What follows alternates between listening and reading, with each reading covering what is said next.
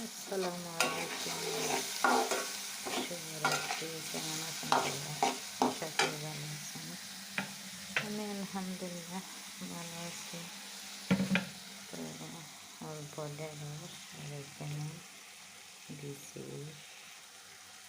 আঁচলা আলু দিয়ে শুটকি একটু করে ভোরবেলার জন্য শুটকির তরকারি রান্না করতেছি।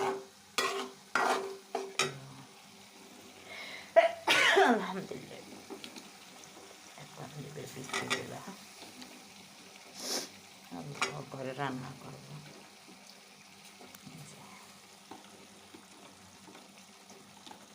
কার কার পছন্দ এরকম আঁচলা আলু দিয়ে চামড়া ফেলে নিয়ে ছোটো আলু আর ঢেঁড়স দিয়ে অবশ্যই কমেন্টে জানাবেন।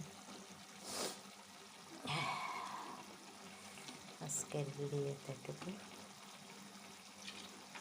ভালো থাকবেন সবাই, লাইক কমেন্ট করে পাশে থাকবেন। আর করে যাই আপনারা। তারপরে এগুলা হয়ে গেলে মানে যখন ফুটা ফুটা হবে একটু নরম হয়ে আসবে বিচিগুলো, তারপরে দেবে এই ঢেঁড়সগুলো। তো ভালো থাকবেন সবাই, সুস্থ থাকবেন, আল্লাহ হাফেজ।